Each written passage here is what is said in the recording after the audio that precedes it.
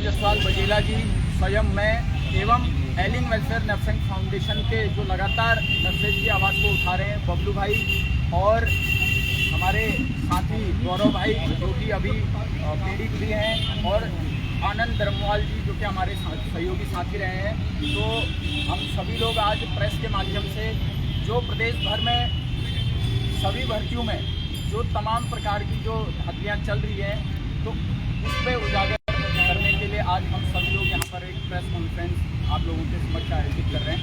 तो सर्वप्रथम ज़्यादा औपचारिकताओं पर न जाते हुए पीयूष जोशी जी जो कि युवा एकता मंच के संयोजक हैं, इनसे मैं निवेदन करना चाहता हूँ कि मीडिया के समस्त बंधुओं के समक्ष अपनी बात करें। देखिए, उत्तराखंड में जो भर्ती घोटाले चल रहे हैं उनसे सभी पत्रकार बंधु जो हैं परिचित हैं, और हल्द्वानी से हमने लगातार आवाज़ उठाई है और इन मुद्दों पर आप लोगों का सहयोग हमेशा हम लोगों को मिलता रहा है। तो उत्तराखंड बेरोजगार संघ ने जब देहरादून से अलग जगह थी भर्ती घोटालों के खिलाफ, तो उसी संदर्भ में यहाँ हल्द्वानी से लगातार उत्तराखंड युवा एकता मंच जो है आवाज़ उठा रहा था। जब बेरोजगार संघ ने आह्वान किया, जब प्रदेश में जहाँ जहाँ आह्वान हुआ, हर जगह आंदोलन में हम उनके सहयोगी के रूप में रहे। तो आज इस प्रेस वार्ता का मुख्य उद्देश्य यह है कि आगामी जो हमारे आंदोलन होंगे उसमें उत्तराखंड युवा एकता मंच बेरोजगार संघ के साथ कंधे से कंधा मिलाकर चलेगा। और इसके अलावा विभिन्न मुद्दों पे आज हम लोग चर्चा करेंगे, जैसे नर्सिंग के मुद्दे हैं, बॉबी भाई आगे प्रकाश डालेंगे। PCS का मुद्दा है, राज्य सरकार के पास उत्तराखंड युवा एकता मंच बॉबी भाई लोग तो उस समय जेल में थे, तो युवा एकता मंच की टीम ने लगातार जो है माननीय मुख्यमंत्री जी से मुलाकात की। उस टाइम मुख्यमंत्री जी ने कई आश्वासन दिए थे, उनमें से कुछ आश्वासन मैं आपको गिनाना चाहता हूँ, और जिन आश्वासनों पर आज तक कोई कार्रवाई नहीं हुई। पहला आश्वासन, जब हल्द्वानी माननीय मुख्यमंत्री जी आभार रैली में आए हुए थे, उन्होंने तब कहा था कि PCS के सिलेबस को जो है बदलाव किया जाएगा। आज उत्तराखंड PCS पूरे देश में एकमात्र ऐसा PCS है जहाँ पर मेंस के अंदर भी गणित विषय है, और गणित 120 नंबर की है, और एथिक्स इंटीग्रिटी जिसे हम नीति शास्त्र और सत्यनिष्ठा की बात करते हैं। आज देखिए राज्य में करप्शन के मामले कितने पीक पे हैं, और करप्शन के मामले पीक पे होने की वजह क्या है? जो अधिकारी हैं उनमें सत्यनिष्ठा, एथिक्स और इंटीग्रिटी की कमी, और राज्य सरकार आज उनमें गणितीय गुण तलाश रही है। 120 नंबर की गणित का पेपर हमें सॉल्व करने के लिए दिया जाता है प्रश्न पत्र 7 में, और 80 नंबर का जो है वहाँ पे एथिक्स है। तो क्या राज्य सरकार जो है कैलकुलेटरों को जो है SDM बनाकर जो है वो चाह रही है कि कैलकुलेटर एक हिसाब किताब उनका फाइनल रहे, कि भ्रष्टाचार में जो हिसाब किताब हो रहा है वो बिल्कुल एक्यूरेट रहे। इसके लिए मेंस में जो है गणित का प्रश्न पत्र विशेषता जोड़ा गया है। धामी जी ने हमें आश्वासन दिया था कि ये जो है हटाया जाएगा, वो हटाया नहीं गया। दूसरा आश्वासन विधानसभा के माध्यम से दिया गया, हमें भी दिया गया था कि जो है जितने भी मुकदमे होंगे, बॉबी भाई लोग आज भी जो है तारीखों पे जा रहे हैं, आज भी लगातार मुकदमों पे मेरे को साथ हो गया, हमें भी फोन आते हैं, बॉबी भाई को भी फोन आते हैं। जो बच्चे हमारे साथी जो देहरादून में डंडे खाए थे वो आज भी मुकदमों के लिए तारीखों पे जा रहे हैं। तो मुख्यमंत्री जी ने जो सदन की गरिमा को वो करते हुए जो बयान दिया था वहाँ पर कि जो भी बच्चे तैयारी कर रहे हैं उनसे सारे मुकदमे वापस लिए। आज तक कोई मुकदमे की वापसी नहीं हुई है, और ना ही उस पर कोई कार्रवाई अमल में लाई गई है। इसके अलावा आप देखिए राज्य के अंदर आउटसोर्सिंग कंपनियों का एक बड़ा बोलबाला हो चुका है। उन सभी में जो है अवैध रूप से जो है लोगों से वसूलियाँ भी की जा रही हैं। इसके अतिरिक्त आगे की वार्ता के लिए मैं चाहूँगा कि हमारे जो साथी हैं बॉबी भाई वो PCS सहित तमाम मुद्दों पर अब आगे प्रकाश डालेंगे। नर्सिंग का एक बहुत बड़ा मुद्दा है जो नर्सिंग अधिकारियों का है, तो आगे बॉबी भाई बात रखेंगे। बहुत बहुत धन्यवाद। और यहाँ पर हमारे जितने भी मीडिया बंधु हैं सभी को मेरा प्रणाम। आप सभी यहाँ पर आए, आपका एक बार धन्यवाद अदा करना चाहूँगा। आज उत्तराखंड प्रदेश में जो उत्तराखंड आंदोलन बनाने के समय जो उत्तराखंड की परिकल्पना थी कि हमारे ये एक प्रदेश बनेगा, उस प्रदेश में पलायन रुकेगा, उस प्रदेश में रोजगार मिलेगा, आज वो सारी परिकल्पना साकार हो चुकी है। ऐसा कुछ प्रदेश हमें दिख नहीं रहा, या ऐसा प्रदेश बना नहीं जो हम चाहते थे। उसका या उसके कुछ एग्जाम्पल मैं आपके सामने आज रखना चाहूँगा, मीडिया बंधुओं के सामने कुछ रखना चाहूँगा। किसी भी प्रदेश में देखिए जो मुख्यमंत्री के कुछ घोषणाओं की जो बात हमारे पीयूष भाई ने कह दी है कि किस प्रकार की घोषणाएं की थी विधानसभा के अंदर, जो उन्होंने घोषणा की थी मुकदमे वापस लेने को लेकर, वो भी हुए नहीं और उस जो हमारी विधानसभा की जो गरिमा है उसे तार तार किया है। परंतु सबसे बड़ा जो मुद्दा है वो मैं आपके सामने रखना चाह रहा हूँ कि यहाँ पर उत्तराखंड प्रदेश के अंदर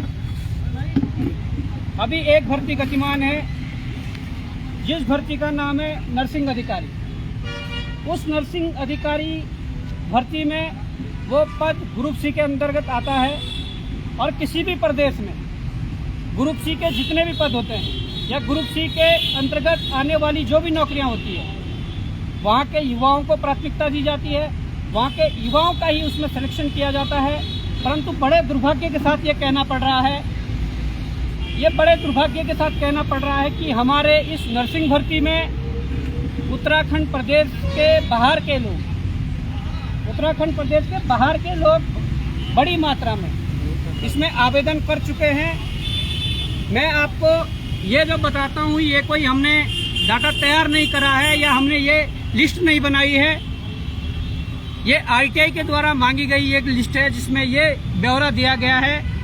ये ग्रुप सी का पद तो है परंतु इसका जो पे ग्रेड है वो 4600 है, इसलिए इसमें मारामारी है।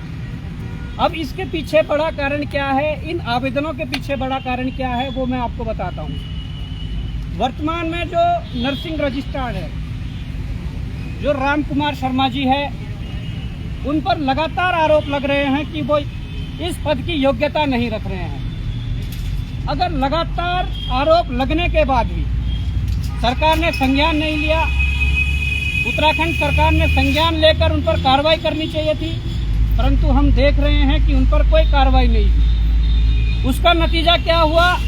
उसका नतीजा ये हुआ कि राम कुमार शर्मा जी वैसे राजस्थान से ताल्लुक रखते हैं, राजस्थान प्रदेश के निवासी हैं, उत्तराखंड में नर्सिंग रजिस्ट्रार के पद पर बैठे हुए हैं, जिस पर इन पर आरोप लग रहे हैं कि ये बिल्कुल भी उस पद के मानक पूरे नहीं करते हैं। तो सरकार ने ना तो इन पर कार्रवाई करी। दूसरी बात मैं ये कहना चाहूँगा कि नर्सिंग अधिकारी का जो पद है वो 4600 पे ग्रेड का पद है, इसलिए शायद सभी की लार टपक रही होगी कि इस पद पर मैं काबिज हो जाऊँ।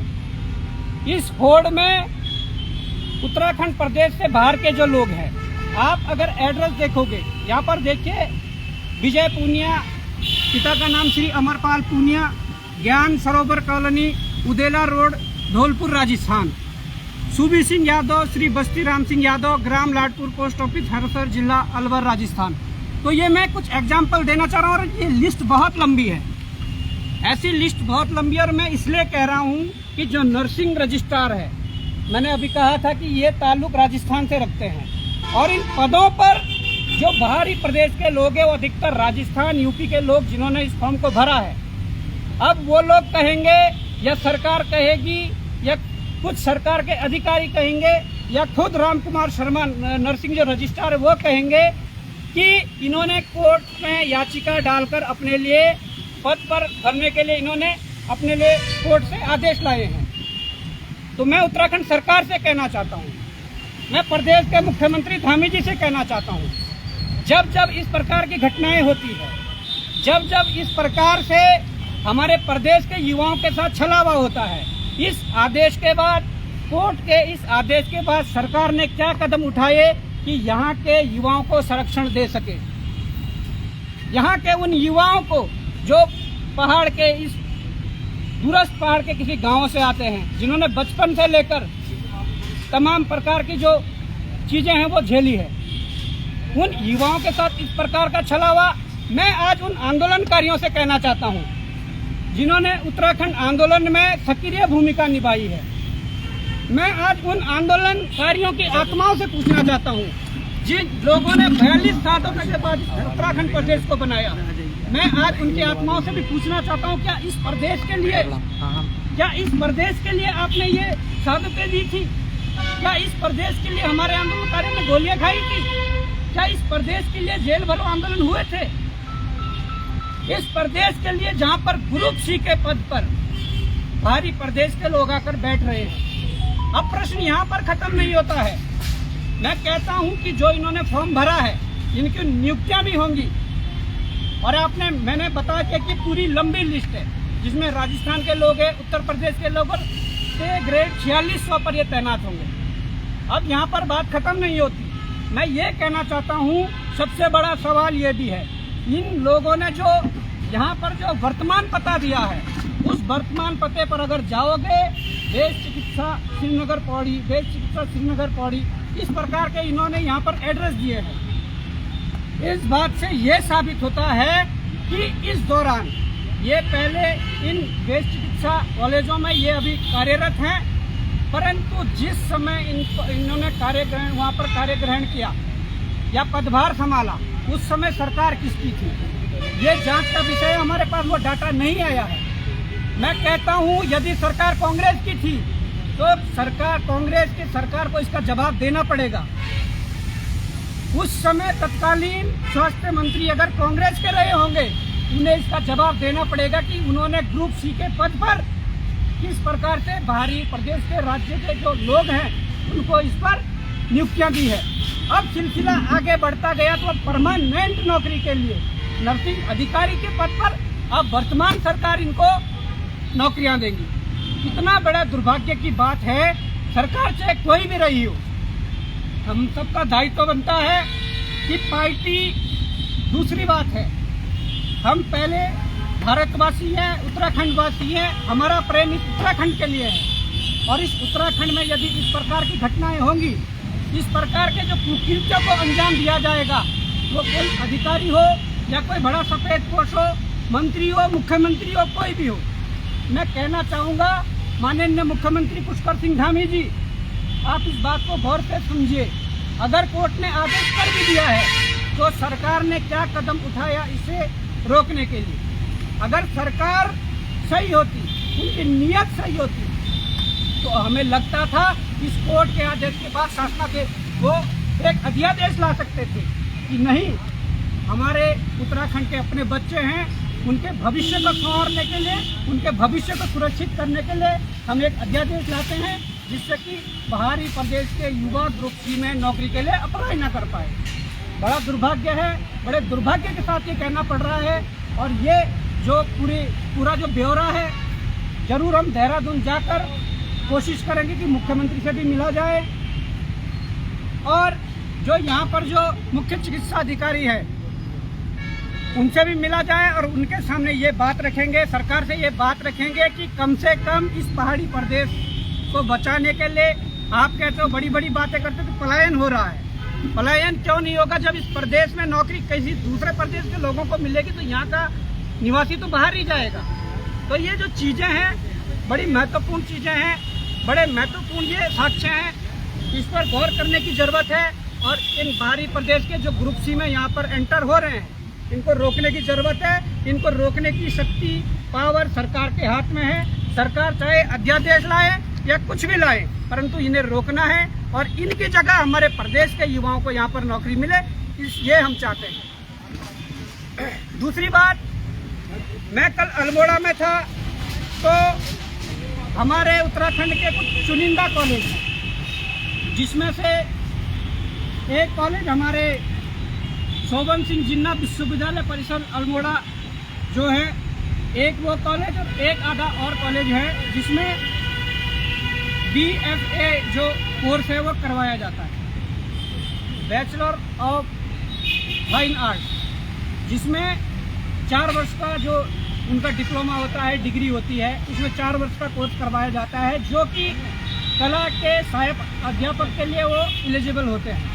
परंतु वर्तमान में 2-4 दिन पहले अभी कोई कोर्ट का जजमेंट आया जिसमें सहायक अध्यापक कला की जो भर्ती को निरस्त कर दिया गया है। उसमें जो जजमेंट आया है वो ये आया है कि इस पर अब बीएड ही अनिवार्य होगा, जबकि उस समय उन्होंने ग्रेजुएशन MA और सबको कर दिया था। देखिए, हम उसके बिल्कुल पक्षधर नहीं हैं कि हम कहेंगे कि ग्रेजुएशन वालों को तुम टीचर बनाओ, हम बिल्कुल भी पक्षधर नहीं हैं। परंतु जो ये स्पेशल कोर्स प्रदेश के अंदर कुछ 2-3 चुनिंदा कॉलेजों में हो रहा है और जिसमें कि कुछ सरकार के जो खुद के शासनादेश है, इसमें लिखा गया है कि BFA जो कोर्स है इसमें सहायक अध्यापक कला के लिए जो एक मान्य कोर्स होगा, तो इस पर ध्यान देने की ज़रूरत है। इसके ऊपर आयोग को स्पष्टीकरण देने की ज़रूरत है। क्या पुनर्परीक्षा में इन लोगों को उस परीक्षा में सम्मिलित किया जाएगा, और अगर नहीं किया जाएगा तो क्यों नहीं किया जाएगा? क्योंकि ये लोग कोर्ट से भी जीत के आ चुके हैं। इन्होंने हाई कोर्ट में रिट डाली थी और ये 2016 में कोर्ट से जीत के आ चुके हैं। ये कोर्ट का आदेश है। तो ये अल्मोड़ा में मैं गया था तो उन छात्रों की पीड़ा को रख रहा हूँ जो मेरे पास अल्मोड़ा आकर मिले हैं। उसके बाद कुछ बात मैं कहना चाहूँगा। मुकदमों वाली घोषणा तो पूरी हो गई। मुख्यमंत्री जी पीयूष भाई ने भी कहा है PCS का जो सिलेबस है उसमें गणित विषय को लेकर भी हमारे पीयूष भाई ने कहा है कि उसे अगर फ्री में है तो मेंस में क्यों रख रहे हो। अब सबसे बड़ी बात है कि असिस्टेंट प्रोफेसर की जो भर्ती वर्तमान में गतिमान है उसमें भी ये चाल क्या चल रहे हैं। जो हमारे सचिवालय के अंदर बैठे बाहरी जो प्रदेशों के जो अधिकारी हैं उन लोगों ने यहाँ पर जो असिस्टेंट प्रोफेसर के लिए जो एक योग्यता जो इन्होंने एक मानक तय किया है उसमें API स्कोर, एकेडमिक परफॉर्मेंस और इंडेक्स जो बनेगा, दिल्ली जैसे यूनिवर्सिटी और विश्वविद्यालयों में पढ़ने वाले छात्रों की जो परसेंटेज होती है वास्तव में 80, 85, 90% होती है। हमारे HNB गढ़वाल या कुमाऊं यूनिवर्सिटी या उत्तराखंड के विश्वविद्यालय में ग्रेजुएशन करने वालों छात्रों की जो यहाँ पर परसेंटेज बनती है 45, 50, 55, 60 ज़्यादा से ज़्यादा। तो अगर आप एकेडमिक जो का जो इंडेक्स बनाने वाले हैं उसमें भरपूर फायदा उत्तराखंड से बाहरी राज्यों के युवाओं को मिलेगा, जिससे कि सारे सिलेक्शन उनके होंगे। लगातार प्रदेश का युवा ये मांग कर रहा है कि इस API स्कोर को हटाकर आप लिखित परीक्षा और साक्षात्कार के आधार पर असिस्टेंट प्रोफेसर की नियुक्तियाँ कराए जाए। ये हमारी मांग है। सरकार इस पर अमल करे और इसका निराकरण करे। दूसरी बात है कि प्रदेश के अंदर इतनी बड़ी घटनाएं हुई, पेपर लीक का मामला जो आज किसी से नहीं छुपा है। पहाड़ के दूरस्थ गांव तक भी ये बात पहुंच चुकी है कि किस प्रकार से पेपर लीक हो रहे थे। उसके बावजूद भी हमारे दोनों आयोग जो कि UKSSC और UKPSC है, जिन्हें इस घटना के बाद अपने आप को पारदर्शी दिखाना था, अपने आप को साफ सुथरा रखना था, वही दोनों आयोग अब जो परीक्षा परिणाम जारी कर रहे हैं उन परीक्षा परिणामों में देखिए क्या कर रहे हैं। यहाँ के युवाओं को शायद मुझे लगता है कि परीक्षा देने से मतलब है और वो ये नहीं सोच रहे कि उनको धोखा कहाँ पर दिया जा रहा है। उन परीक्षा परिणामों में जो भी परीक्षा परिणाम जारी हो रहे हैं उनमें आप देख रहे होंगे कि जब परिणाम जारी हो रहे हैं उसमें ना तो अभ्यर्थी का नाम दिया जा रहा है ना उनके पिता का नाम दिया जा रहा है। सिर्फ परीक्षा परिणाम जारी हो रहे रोल नंबर और नंबर के आधार पर। अब किसी को ये पता नहीं है कि सिलेक्शन किसका हो रहा है। उत्तराखंड छोटा प्रदेश है और आपस में हम सब एक दूसरे को भली भांति जानते हैं। बहुत कम केस होंगे कि कोई किसी को नहीं जानता है। अगर आज भी जिन परीक्षाओं के इन्होंने रिजल्ट जारी किए हैं उन परीक्षाओं के रिजल्ट यदि पूरी प्रक्रिया के साथ नाम, पिताजी का नाम, नंबर सहित यदि जारी करेंगे निश्चित रूप से उसमें भी गड़बड़ियाँ मिलेंगी। क्योंकि कुछ रिजल्ट इन्होंने ऐसे जारी किए हैं जो उस RMS कंपनी ने करवाए थे, जिस RMS कंपनी का मालिक आज जेल के अंदर है। तो मैं ये सारी बातें रखने के बाद ये बड़े गंभीर विषय थे जिस प्रकार से बाहरी प्रदेश के युवाओं को यहाँ ग्रुप C में लाया जा रहा है। यहाँ प्रदेश के युवा कहाँ जाएंगे। और मैं ये कहना चाहता हूँ कि आज ये प्रेस कॉन्फ्रेंस करने का ये भी मकसद था। हमारे सभी साथी जो लगातार विभिन्न मुद्दों पर संघर्षरत है और संघर्ष कर रहे हैं, इन सभी ने ये तय किया है इस प्रदेश की बेहतरी के लिए, इस प्रदेश की कोई भी प्रदेश हित के मुद्दे पर एक साथ खड़े होकर भविष्य में हम सब लड़ाई लड़ेंगे और इस प्रदेश को आगे बढ़ाएंगे। बहुत बहुत धन्यवाद आप सभी का।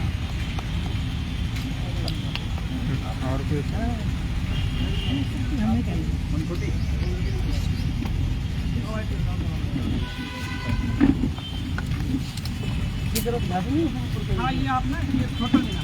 हाँ है ना, एक ही सर लेकिन जो वो एड्रेस देखो ना, एड्रेस देखो पूरा भाई मेरे सारे देखो क्या और तब ये यहाँ लगे हुए हैं क्या कांग्रेस है ना, कांग्रेस के सरकार में लगे थे तब या बीजेपी के लिए जांच का विषय, और वर्तमान में तो ये चल रहा है। वही कुछ ऐसा लिखा है जानकारी है भाई इनकी अभी एड्रेस दिया ही नहीं होगा। कितने टोटल थे? बहुत है अभी। ये तो वो है जो सेवा में है। ये तो वो है। सुनो ज़्यादा लंबा मत खींचना, जो मेन पॉइंट है वही बोल रहा हूँ। आप जगह काम नहीं कर लो, फिर चलेंगे। मैं किन मुद्दों को लेकर आप बैठे क्या है? देखिए पूरा मामला ये है, जो उत्तराखंड प्रदेश जिस परिकल्पना को लेकर बना, जहाँ पर हमारे आंदोलनकारियों ने, हमारे अभिभावकों ने ये सोचा हमारे प्रदेश के युवाओं को रोजगार मिलेगा, यहाँ पलायन रुकेगा, आज वो सारी बातें तार हो चुकी हैं। आज मैं ये मुद्दा आपके सामने लेने वाला हूँ।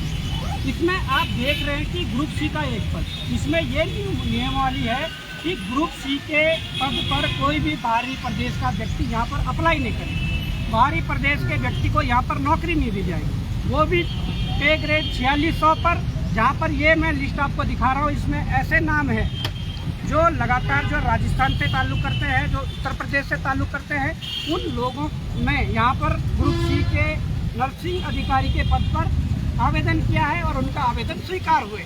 अब कल के दिन ये जो भर्ती प्रक्रिया पूर्ण करने के बाद ये सबको नौकरी मिल जाएगी, परंतु उत्तराखंड का युवा ये पूछता है क्या इस आदेश के बाद उत्तराखंड सरकार ने यहाँ के युवाओं के भविष्य को सुरक्षित करने के लिए क्या कदम उठाए?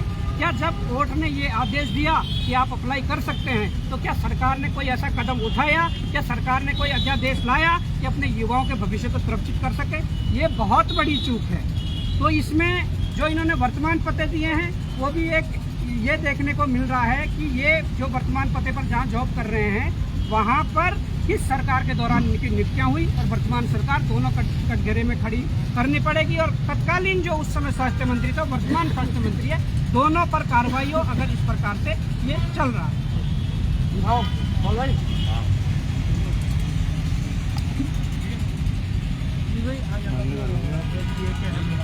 देखिए आज उत्तराखंड बेरोजगार संघ और